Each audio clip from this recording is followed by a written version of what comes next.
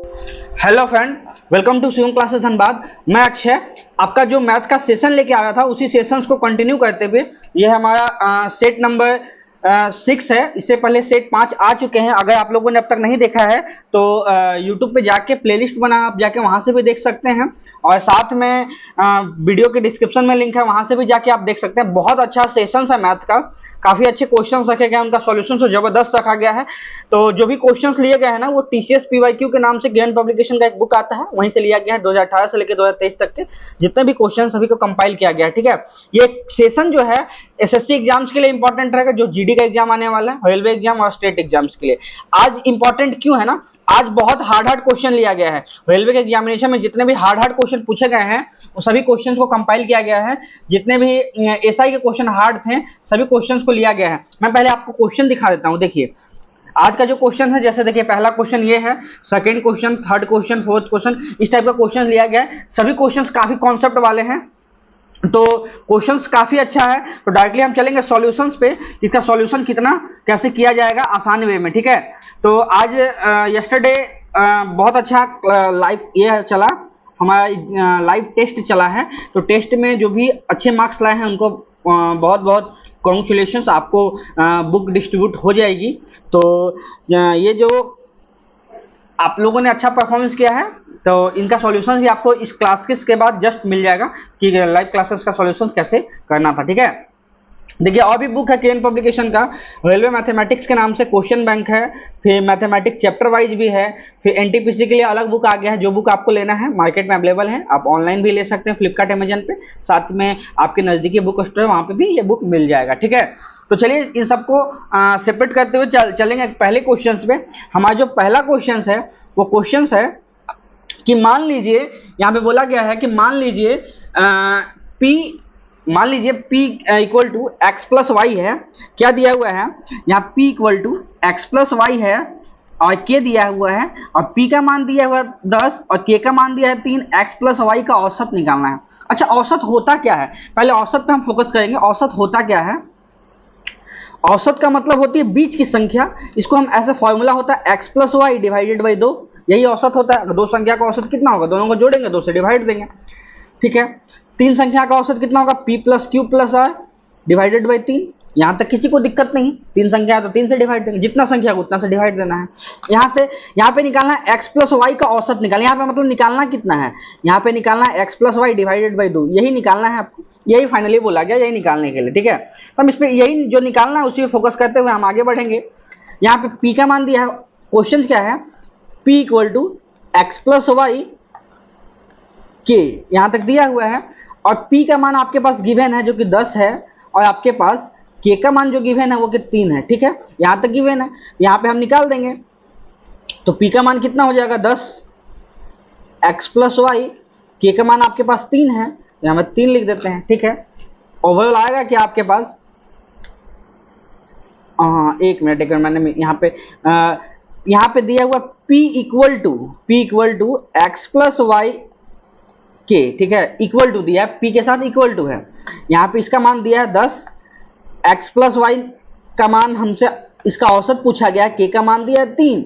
यहाँ से जब हम सॉल्व करेंगे तो x प्लस वाई क्या निकलेगा आपका 10/3 निकलेगा। जब इसी का औसत निकालना है तो जब यहाँ से हम 2 से डिवाइड देंगे इधर वाले में, तो अपोजिट साइड में भी 2 से डिवाइड देना पड़ेगा। यहाँ पे लिख देंगे तो ये हो जाएगा 5/3। तो औसत क्या आ जाएगा 5/3, और 5/3 कहाँ है, ऑप्शन डी में है 5/3। यह लगा के आप आगे बढ़ सकते हैं, इसका औसत जो है 5/3 होगा। ठीक है, देखिए अच्छा क्वेश्चन है, अगर आप इसको सॉल्व अच्छे से कीजिएगा तो ध्यान से देखिए, इसका सॉल्यूशंस को नोट कर लिए, काफी अच्छे अच्छे क्वेश्चन रखेंगे। ये हार्ड लेवल के क्वेश्चन, जितने भी क्वेश्चन हैं सब हार्ड लेवल के क्वेश्चन है।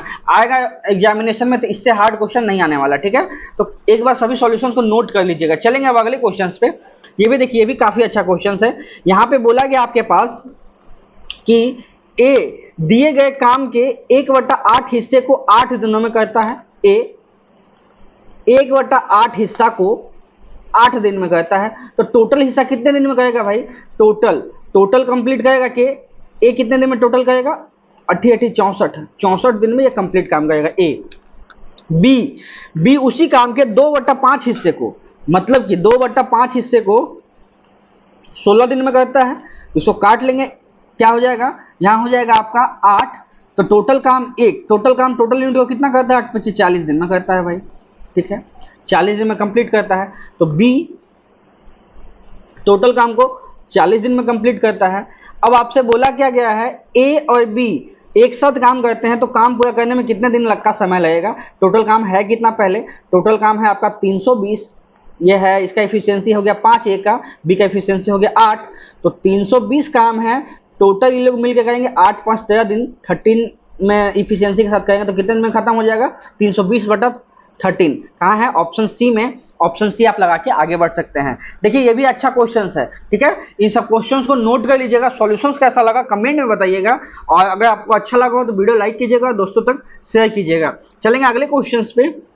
अगला जो क्वेश्चन है वो दिया गया है, वर्ग एस का परिमाप जो है त्रिज्या आर वाले वृत्त की परिधि के इक्वल है, ठीक है, वर्ग एस के क्षेत्रफल का सी के क्षेत्रफल से क्या अनुपात है, आपसे पूछा गया है। जो दिया हुआ है वही हम देखेंगे। यहाँ एस जो है ना, इसका नाम दे दिया, नोमेनक्लेचर है, वर्ग है जो उसका नाम दे दिया एस, इसका त्रिज्या आर वाले वृत्त के परिधि के इक्वल है, ठीक है। तो हम क्या बोला गया है, एस का परिमाप क्या होता है, पहले हम देख लेंगे। वर्ग का परिमाप क्या होता है, वर्ग का परिमाप होता है आपका, क्या होता है वर्ग का परिमाप 4a, ठीक है, यहाँ होता है। तो आपका वर्ग का परिमाप कितना दिया है, वृत्त की परिधि के इक्वल है, ये जो परिधि के इक्वल है, क्या बोला है क्वेश्चन में, वर्ग का परिमाप जो है वृत्त की परिधि के इक्वल है, मतलब पेरीमीटर के इक्वल है। यहाँ तक हमको पता है, यहाँ पे हम निकाल लेंगे, वर्ग का परिमाप 4a और वृत्त की परिधि कितना होता है, 2πr होता है, 2 कैपिटल आर, यहाँ कैपिटल आर दिया है, रेडियस, यहाँ से ए का मान निकाल देंगे, क्या आने वाला, पहले 2 से 2 काट लेते हैं, यहाँ पे कितना आ गया, पाई आर डिवाइडेड बाई 2, ये किसका निकला, ए का मान का निकला, मतलब वर्ग का साइड निकल गया, साइड निकल गया। अब आपसे बोला गया है कि पूछा क्या गया है, वर्ग का क्षेत्रफल डिवाइडेड बाई सर्कल का क्षेत्रफल, ये पूछा गया है, वृत्त का क्षेत्रफल, यहाँ से हम निकाल देंगे, क्या होता है, वर्ग का क्षेत्रफल होता है ए स्क्वायर, सर्कल का क्षेत्रफल होता है क्या, पाई कैपिटल आर का होल स्क्वायर, ठीक है, यहाँ से हम निकाल देंगे। तो ए को हम क्या लिख सकते हैं, pi r divided by 2 into pi r divided by 2, इसको लिख सकते हैं। इसको क्या लिखेंगे, पाई कैपिटल आर का होल स्क्वायर, यहाँ से पाई से पाई गया, 2r से 2r चला जाएगा, बचेगा क्या, ओवरऑल π/4 बचेगा, π/4 इसका सही आंसर है। कहाँ पे है π/4, π/4 ऑप्शन सी में दिया है π/4, आप π/4 लगा के आगे बढ़ सकते हैं, काफी अच्छा क्वेश्चन है, ठीक है। तो चलेंगे अब अगले क्वेश्चन पे। अगला जो क्वेश्चन है, एक गियर बॉक्स है, इसके 6 दांत वाले एक छोटा गियर 14 दांत वाले बड़े गियर के साथ मिस होता है। मतलब देखिए होता क्या है ना, एक्चुअली आप लोगों ने साइकिल चलाया होगा या गाड़ी का देखा होगा, उसमें गियर मेस होता है। इसमें होता क्या, एक जैसे बड़ा गियर है, इसके साथ कोई छोटा गियर मेस हुआ, तो बोला जाता है कि जब बड़ा गियर एक चक्कर लगाएगा तब तक छोटा गियर 2 चक्कर लगा लेगा, ठीक है, यहाँ तक तो पता है। तो छोटे गियर कितना 21 परिक्रमण लेता है, इसका फॉर्मूला होता क्या कितना है, इसको लिखते हैं ना N1, ठीक है, और N1 कितना परिक्रमण लिया, N मतलब gear of teeth, capital N का मतलब क्या है, number of teeth, number of teeth, और स्मॉल n का मतलब कितना है, रेवोल्यूशन, कितना घुमा है वो, कितना घुमा है, दोनों का गुना करते हैं, इसके साथ भी छोटे के साथ भी गुना करते, दोनों इक्वल क्रम घूमता है। आपसे बोला है छोटे वाला का कितना दिया है, 6 दिया है, छोटा वाला का 6 दिया है, और छोटा वाला के साथ छोटे गियर का ही दिया है 21, ठीक है। यहाँ से आपसे क्या दिया है, इक्वल टू बड़ा गियर का सिर्फ टीथ दे दिया है जो कि 14 है, और इंटू आपसे पूछा गया है, इंटू हम यहाँ से निकाल देंगे, क्या हो जाएगा, इंटू 6 इंटू 21 डिवाइडेड बाई 14, यहाँ से निकाल देंगे, 7 दूनी 14, और यहाँ हो जाएगा 7 तिया 21, 3 तिया 9, ठीक है, ओवल क्या आ गया 3 तिया 9, तो कितना आ गया, इंटू का मान 3 तिया 9, 9 आ गया, 9 कहाँ है, ऑप्शन सी में दिया है 9, यही आपका सही आंसर होगा, 3 तिया 9 सही आंसर हो जाएगा, ठीक है। तो आपको कैसा लगा सॉल्यूशंस, आप कमेंट में बताइएगा, आपको समझ में आएगा, नहीं समझ में आएगा बताइएगा, मैं वापस से बता दूंगा, ठीक है। देखिए अगले क्वेश्चंस को देखिए, ये भी काफी अच्छा क्वेश्चन है, VVI क्वेश्चन, ये सब क्वेश्चन को नोट कर लीजिएगा, रिपीट होगा तो ये सब क्वेश्चन रिपीट होगा। यहाँ पे दिया क्या है, टर्म दिया है 2 का पावर x, 3 का पावर y, 6 का पावर माइनस जेड, इसका मान आपके पास इक्वल बोला गया है, और आपसे फाइनली पूछा क्या गया है 1/x plus 1/y plus 1/z, ये पूछा गया है आपसे। ये वाला टर्म आपसे पूछा गया है, इसको सॉल्व करते हैं। तो हम यहाँ पे क्या जानते हैं, अगर हम इसको इक्वल कर दें, 2x का मान इक्वल कर दें, इसको बोल दें कि ये z के इक्वल है। अगर हम z के इक्वल कर दें, इसका मतलब क्या हुआ, इसका मतलब हुआ कि 2x इक्वल टू k है। अगर देखिए यहाँ पे मैं लिख देता हूँ 2x इक्वल टू k है, इसका मतलब क्या है कि 2 का पावर जो है ना वो क्या है, k का 1/x है। यहाँ तक किसी को दिक्कत नहीं। इसी तरह से हम 3 को भी लिख सकते हैं। 3 को क्या लिख सकते हैं, k इक्वल टू 1/y। 6 को क्या लिख सकते हैं, 6 को हम ऐसे लिख सकते हैं 2 इंटू 3, यहाँ लिख सकते हैं। तो 6 को क्या लिख सकते हैं, ओवरऑल 6 को क्या लिख सकते हैं, 1/z लिख सकते हैं। चलिए इसको हटाइए, 6 को हम क्या लिख सकते हैं, 1/z लिख सकते हैं यहाँ पे। लेकिन ये माइनस में दिया हुआ है तो हम माइनस में लिखेंगे यहाँ पे, बस यही टर्म तो है। यहाँ माइनस में दिया है ना -1/z, तो -1/z। यहाँ तक किसी को दिक्कत नहीं। अब इसको सॉल्व करते हैं हम कैसे। अच्छा 6 इक्वल टू होता क्या है, 2 इंटू 3 होता है। यहाँ तक किसी को 6 क्या होता है, द्वितीय 6, ठीक है। तो 6 को हम क्या लिखें, 6 को लिखे 1/z जो कि माइनस में है, इक्वल टू इसको 2 को क्या लिख सकते हैं 1/x, 3 को क्या लिख सकते हैं 1/y। यहाँ तो कोई दिक्कत नहीं किसी को। अब देखिए यहाँ पे क्या फाइनली टर्म निकला हमारा। यहाँ पे जब हम निकालें 3 को k लिखते हैं ना, k, ठीक है। तो हम यहाँ से जब k को हटाते हैं तो क्या निकला हमारे पास, k का हटाते हैं तो हमारे पास निकला -1/z equal to 1/x plus 1/y, ठीक है। यहाँ से जब हम सॉल्व करते हैं तो क्या आता है हमारे पास 1/x plus 1/y plus 1/z equal to क्या आ जाएगा। जब इसको इस साइड लेके चलेंगे तो हमारा क्या आने वाला है, यहाँ पे क्या बच जाएगा, 1 बच जाएगा। तो ये हो जाएगा 1 कहाँ है, ऑप्शन ए में दिया हुआ है। आप ये लगा के आगे बढ़ सकते हैं, ठीक है। तो होप्स आपको समझ में आया होगा। कैसा लगा सॉल्यूशन आप कमेंट कीजिएगा, ठीक है। चलेंगे अब अगले क्वेश्चंस पे। अगला क्वेश्चन है, ये भी अच्छा क्वेश्चन है। देखिए कॉन्सेप्ट वाला क्वेश्चन, यदि x बटा y एक भिन्न है, x बटा y क्या है, एक भिन्न है, मतलब p बटा q के फॉर्म में है जो 1 से बड़ा है। x बटा y एक भिन्न है जो कि 1 से बड़ा है, कंडीशन दे दिया है। कौन सा इसमें 1 से कम होगा, इनमें से 1 से कम कौन होगा। अगर हम आपसे बोल रहे हैं कि 1 से बड़ा, मतलब 5/4 अगर कोई भिन्न है जो कि 1 से बड़ा है, डेफिनेटली बड़ा है। क्योंकि बड़ा कैसे होगा, बड़ा तभी पॉसिबल होगा ना जब x जो है y से बड़ा होगा, ये कंडीशन, तभी ये कंप्लीट नंबर 1 से बड़ा होगा। x बड़ा है संख्या, x बड़ा है तभी 1 से बड़ा है, x बड़ा है y से तभी 1 से बड़ा है, x बड़ा है y से तभी ये बड़ा है, ठीक है। अगर छोटा कब होगा, छोटा तब होगा ना जब y बड़ा हो जाएगा x से, छोटा तभी होगा जब y बड़ा हो जाएगा x से। तो y बड़ा हो जाएगा x से, तो हम क्या लिख सकते हैं इसको y बटा x। तो ये क्या हो जाएगा, ये छोटा हो जाएगा x से, ये छोटा हो जाएगा x से। कहाँ है y बटा x, y बटा x ऑप्शन डी में दिया है। आप डी लगा के आगे बढ़ सकते हैं। देखिए कितना टिपिकल क्वेश्चन था, जिसमें सिर्फ आपको थोड़ा सा हिंट आना चाहिए, बस ये आप क्वेश्चन को बना सकते हैं। चलेंगे अब अगले क्वेश्चन पे। बोला गया है यदि n पूर्णांक है, इनमें से कौन सा सम पूर्णांक नहीं हो सकता है। सम नहीं हो सकता मतलब क्या होगा, विषम होना चाहिए। सम नहीं होना चाहिए मतलब विषम होना चाहिए, ठीक है। सम और विषम में क्या डिफरेंस है, सम उन संख्याओं को बोलते हैं जो कि 2 का मल्टीपल में आते हैं, 2, 4, 6, 8। विषम उन संख्याओं को बोलते हैं जो कि सम संख्या से डिवाइड ना हो, जिनमें 2, 4, 6, 8 नहीं आए, ठीक है, उनको विषम बोला जाता है।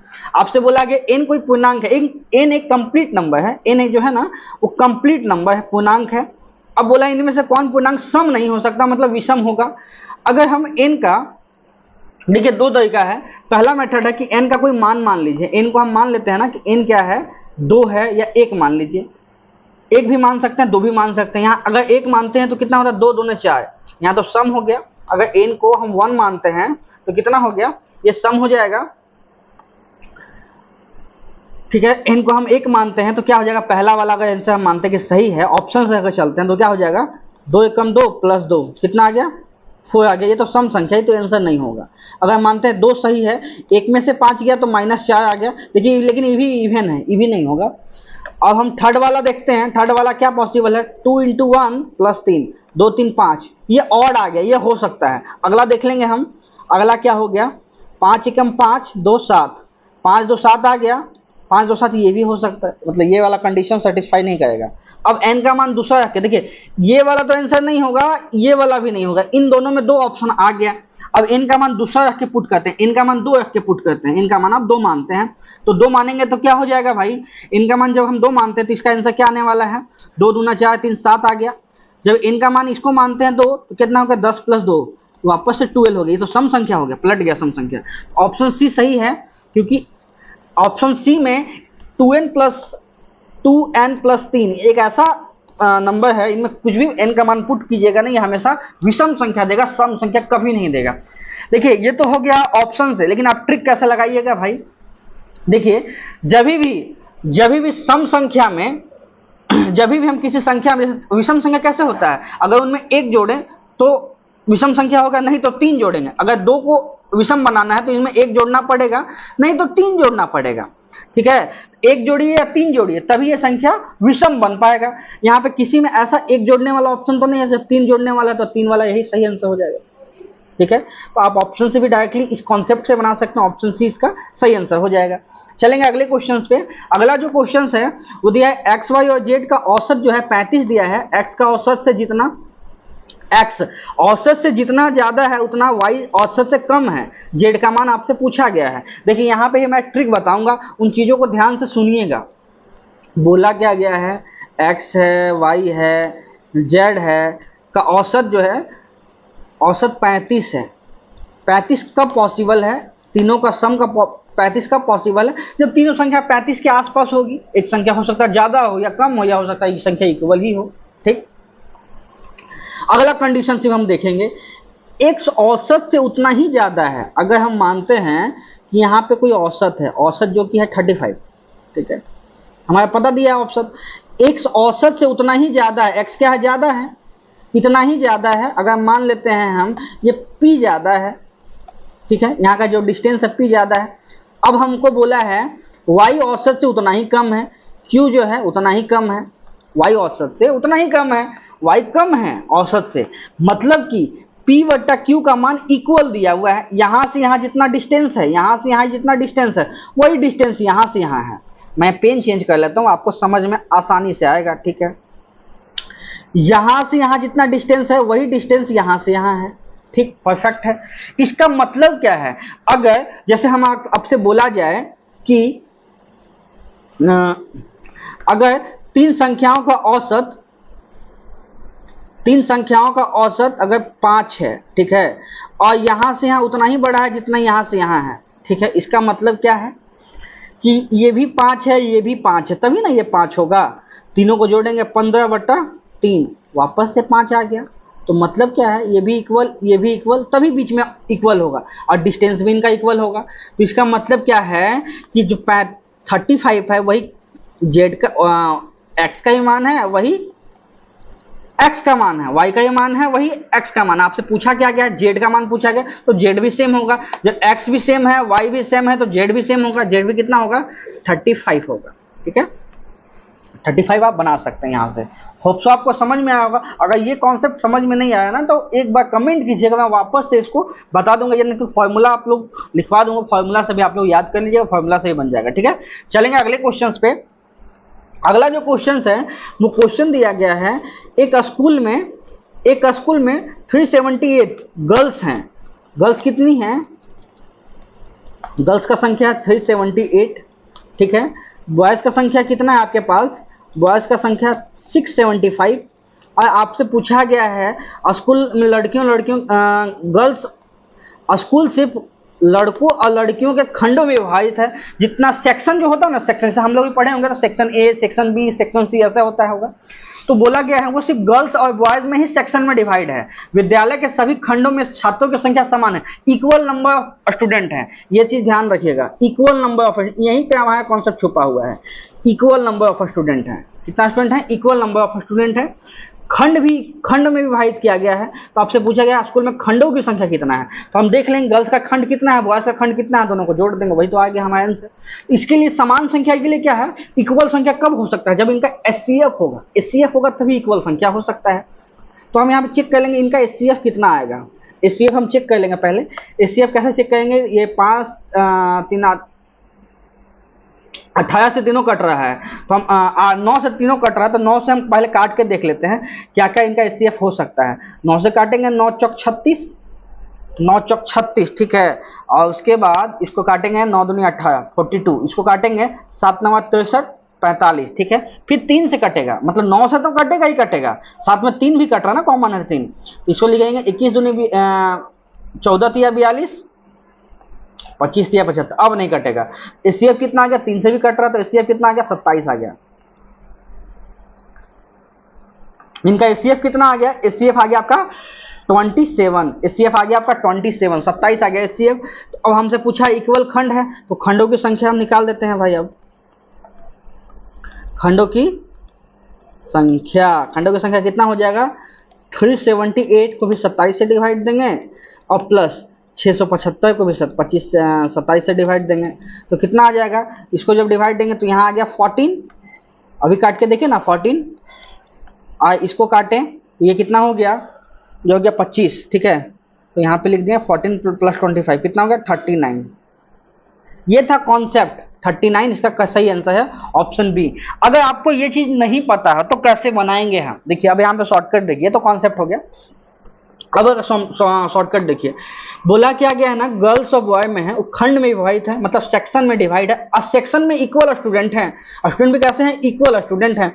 इक्वल स्टूडेंट है ना, तो जो इक्वल स्टूडेंट उनको हटा देते हैं, जो इक्वल है उनको हटा देते हैं, मतलब एचसीएफ को ही हटा देते हैं, जो कॉमन टर्म उनको काट दीजिए, कॉमन टर्म को काट देंगे, सिंगल अनुपात में आ जाएगा, वही टोटल इनका खंडों की संख्या हो जाएगा। जैसे यहाँ पे हम निकाल दिए अनुपात, जब हटा दिए तो कितना बड़ा 14 25, यहाँ पे देख लीजिए, मैं बता देता हूँ। गर्ल्स का कितना है 378 है, बॉय कितने हैं 675 है, इनको काट लेते हैं। पहले काटेंगे 9 से काटे, ये आ गया 42, ये आ गया 75, और फिर 3 भी कॉमन है, 3 भी हटा देते हैं, तो ये हो गया 14 प्लस ये हो गया 25, दोनों को जोड़ दी गई, टोटल संख्या 39, यही खंडों की संख्या है जो कि ऑप्शन बी में दिया हुआ है, ठीक है। आप इस क्वेश्चन को डायरेक्टली उस तरह से भी बना सकते हैं। मैंने दोनों मेथड बता दिया, आपको कौन सा मेथड अच्छा लगा कमेंट में बताइएगा। चलेंगे अगले क्वेश्चन पे। अगला जो क्वेश्चन है वो क्वेश्चन बोला गया है कि दो संख्या है ए बी इस प्रकार है कि ए के 5%, मतलब कि परसेंटेज को हम हटा देते हैं, अगर परसेंटेज को सभी जगह से हटा देते हैं तो हम देखेंगे 5 पे 5a और 3b का योग कितना है 7a प्लस 8b के योग का 2/3 है, यही टर्म बोला है आपके पास, ठीक है। हम परसेंटेज को इसलिए हटा देंगे, इस साइड में इक्वल टू के इधर परसेंटेज है, इस साइड में परसेंटेज है, परसेंटेज कट जाएगा, ठीक है। अब हम इसको गुना करें, 3 इस साइड में गुना हो जाएगा तो कितना हो जाएगा 5 तिहाई 15a प्लस 3 तिहाई 9b, ठीक है। यहाँ पे कितना आ गया 14a, 7 गुना होगा 2 से, प्लस 8 दूना 16b, ठीक है। यहाँ तक कोई दिक्कत नहीं है। अब हम यहाँ से घटा देंगे, 15a में से 14a घटा देंगे और 16b में से 9b घटा देंगे, तो क्या आ गया a इक्वल टू 7b आ गया। a बटा b जब हम निकालेंगे तो कितना आ जाएगा 7:1, 7:1 कहाँ है, 7:1 आपका ऑप्शन बी में दिया है, 7:1, यही इसका सही आंसर हो जाएगा। आप ऑप्शन बी लगा के आगे बढ़ सकते हैं, ठीक है। होप सो आपको समझ में आया होगा, अच्छा क्वेश्चन था, ठीक है। अब देखिए चलेंगे एक और अच्छे क्वेश्चन पे। आज का सेशन में काफी अच्छा क्वेश्चन लिया गया है। एक और अच्छा क्वेश्चन, एक रस्सी एक ड्रम के चारों ओर लपेटी गई है, ड्रम के इस साइड में लपेटा गया है, यहाँ पे हम लपटे हैं, रस्सी को ऐसे ऐसे लपटा गया है, ठीक है। जिसका व्यास जो है 70 सेंटीमीटर है, इसका व्यास जो है 70 सेंटीमीटर, इसका डायमीटर रेडियस कितना होगा, रेडियस होगा 35, ठीक है। यहाँ तक किसी को डाउट नहीं। और एक बाल्टी रस्सी के दूसरे सिरे से बांधी गई है, यहाँ से एक बाल्टी को बांधा गया है, ठीक है। यदि बाल्टी को 22 मीटर ऊंचा उठा दिया जाए, अगर बाल्टी को ऊंचा उठाना, इसका मतलब क्या है, ध्यान से देखिएगा। आप लोग कुआं में पानी निकाले होंगे, जब हम रस्सी को ऊपर उठाते हैं इसका मतलब क्या है, सॉरी, जब हम बाल्टी को ऊपर उठाते हैं, जब हम बाल्टी को पानी भर के ऊपर उठाते हैं, इसका मतलब क्या है, रस्सी का लेंथ को और कम करते हैं, रस्सी के लेंथ को और कम करते हैं, रस्सी के लेंथ को कम करते हैं, रस्सी के लेंथ को ही हम खींचते हैं। खींचते किसको हैं, रस्सी के लेंथ को ही हम खींचते हैं, ठीक है। वो कितना खींचना है, 22 मीटर खींचना है, 22 मीटर खींचना है। तो ड्रम के द्वारा लिया गया घूर्णन की संख्या कितना रोटेशन ड्रम है, ड्रम कितना रोटेशन ये ले लेगा, ये कितना रोटेशन ले लेगा। पुली जो आप लोग घर में होगा, अगर कुआं होगा आपके घर पे, तो कितना मीटर, 22 मीटर का रोटेशन में कितना ये घूम जाएगा, 22 मीटर जब ऊपर खींचेंगे ना, तो देखिए जब भी हम यहाँ पे ध्यान दीजिएगा, जब भी हम रस्सी को ऊपर खींचते हैं तो रस्सी जो है इसी के ड्रम के चारों साइड में लपटाएगा, मतलब गोल गोल घूमेगा, इसी को अराउंड करेगा। तो जितना रस्सी अराउंड करेगा उतना ही रोटेशन ये सर्कल है वो घूमेगा, ड्रम जो उतना ही घूमेगा। तो हम देख लेते हैं पहले, ये पहले ड्रम का इसका हमको निकालना पड़ेगा पेरीमीटर, क्योंकि जब बात है सर्कल का तो इसका क्या होता है, इस साइड का इस साइड, यह होता है पेरीमीटर, इसको हम बोलते हैं परिधि। क्या हो जाएगा 2 पाई आर हो जाएगा, यहाँ पे हम रख देंगे 2 इंटू 22/7 इंटू 35, कितना आ जाएगा, 5 से काटेंगे तो कितना आ जाएगा 220। 220 क्या आ गया हमारा सेंटीमीटर में आ गया, ठीक है, 220 सेंटीमीटर में आ गया। रस्सी को 22 मीटर ऊपर खींचना है, रस्सी को कितना खींचना है 22 मीटर ऊपर खींचना है, तो हम 22 मीटर खींचते हैं। 22 मीटर का मतलब क्या, 22 मीटर जब हम रस्सी को खींचेंगे 1 मीटर में 100 सेंटीमीटर, तो इतना खींचेंगे डिवाइडेड बाई 220 सेंटीमीटर, यही आपका रोटेशन होगा। तो ड्रम का रोटेशन कितना होगा, एक शून्य से एक शून्य काट लेंगे, 22 से 22 चला जाएगा, 10 रोटेशन ये ले लेगा ड्रम। ड्रम कितना 10 बार ऊपर नीचे घूम जाएगा, दाएं बाएं घूम जाएगा, ठीक है, क्लॉकवाइज घूम जाएगा, ठीक है। होप सो आपको समझ में आया होगा, और आपको कॉन्सेप्ट कैसा लगा कमेंट कीजिएगा, नहीं समझ में आया वापस से बोलिएगा, वापस से बता दूंगा, ठीक है, या वीडियो को वापस से देख लीजिएगा। मैंने जो जो बोला उन चीजों को ध्यान से सुनिएगा, आपको समझ में आ जाएगा।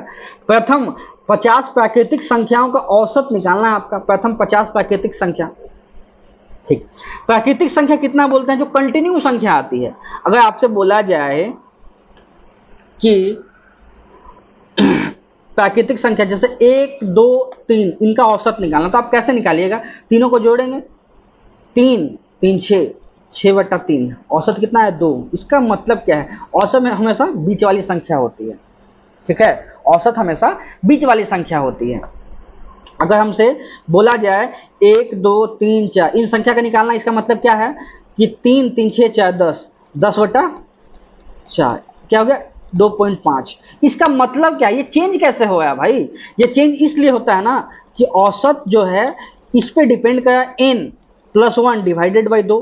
अगर यहाँ पे 4 संख्या है तो 4+1 डिवाइडेड बाई 2, यही 2.5 है। अगर 3 संख्या है तो क्या है 3 + 1 4/2, यहाँ 2 है। इसका मतलब औसत जो है इन संख्याओं पे डिपेंड करी। फॉर्मूला क्या बना, n+1 डिवाइडेड बाई 2, ये सब पे काम करता है।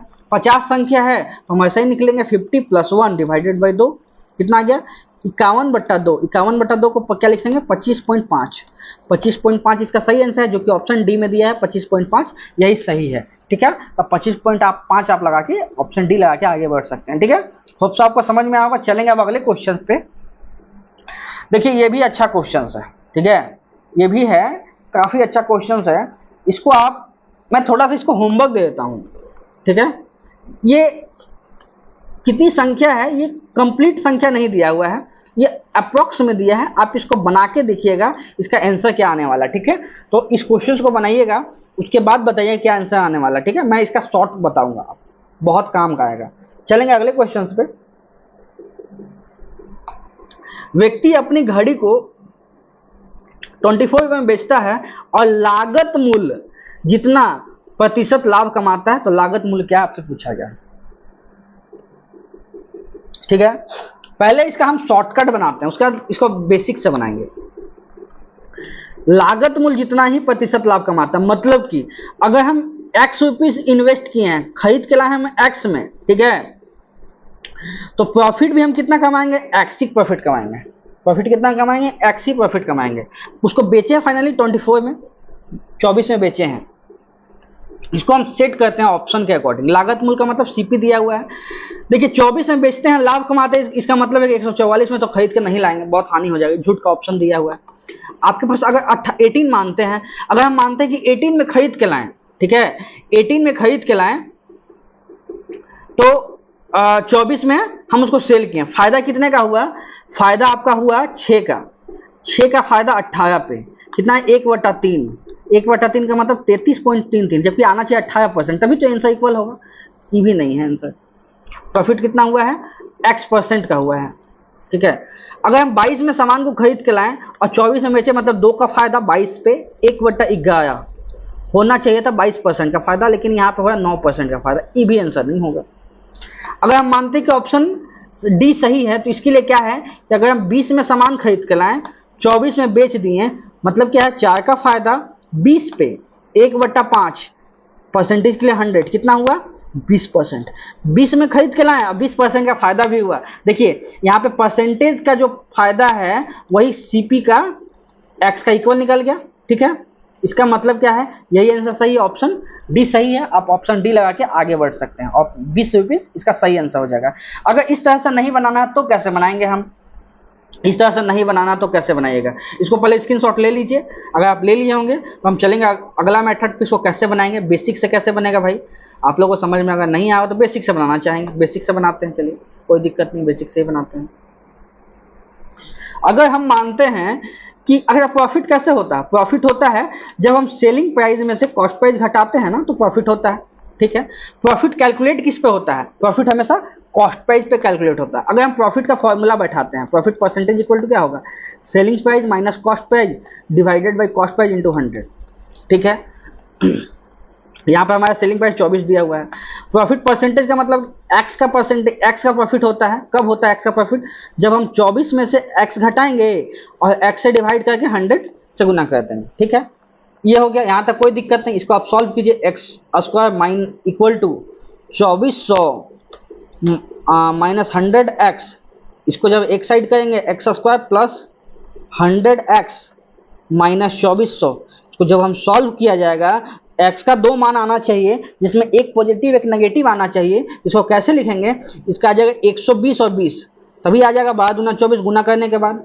तो क्या है, ये अगर माइनस में आएगा तो ये प्लस में आएगा x का मान, तो 20 फायदा है, तो 20 रुपीज इसका सही आंसर हो जाएगा ऑप्शन डी। यहाँ से भी आप बना सकते हैं, वहां से भी बना सकते हैं, जो मेथड आपको सही लगा आप उस मेथड से बनाइए। चलेंगे अगले क्वेश्चन पे। अगला क्वेश्चन जो है, ए पी से 10% कम है, ए पी से 10% कम है। 10% का मतलब क्या, 10% का अनुपात कितना होता है, 1/10 होता है। 30% है कितना होता है, 3/10 होता है, 3/10 होता है।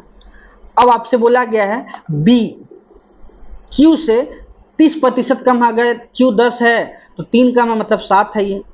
आपसे बोला गया है ए बी से पी क्यू कितना कम है, ए बी से पी क्यू, ए बी कितना हो गया 7 9 63 हो गया, पी क्यू कितना हो गया 100 हो गया, कितना कम है 37%, 37%। कहाँ है 37%, आपका ऑप्शन बी में 37% इसका राइट आंसर है। 37 कम सही आंसर हो जाएगा 37। चलेंगे अगले क्वेश्चन पे। अगला जो क्वेश्चन है ये भी देखिए, ये भी काफी अच्छा क्वेश्चन है। बोला है ए का मान जो है वो दिया हुआ है 1200 माइनस एक्स। एक्स एक वास्तविक संख्या है, एक्स है जो वास्तविक संख्या है। ए हमेशा बड़ा है, ए किससे बड़ा है, ए शून्य से बड़ा है। ए का मान जो है शून्य से बड़ा आना चाहिए। एक्स के दो संभावित मान, ए जो ए के दो संभावित मान का अधिकतम मानों का योग ज्ञात कीजिए। तो ए किससे विभाज्य होगा, 3 से, 5 से, 7 से और 11 से, इनसे विभाज्य होना चाहिए। इनका फैक्टर मल्टीपल हम निकाल देते हैं भाई। इनका मल्टीपल क्या आने वाला, मतलब इनका एलसीएम क्या आने वाला है, एलसीएम क्या आने वाला है इनका एलसीएम निकालेंगे तो कितना आ जाएगा, यहाँ आएगा 7 5 35। देखिए 7 5 35, 35 से 105 आता है। 105 को जब 11 से करेंगे तो क्या आ जाएगा 5 0 1 1, 1105। ठीक है, 7 5 35, 35 को 3 से करेंगे ना तो 35 से 105, 105 को जब जोड़ेंगे तो क्या आने वाला है, यहाँ पे लिखेंगे 105 को ना तो 5 एकम 5 1155। एक मिनट 1155 आने वाला है। ठीक, 1155 आया।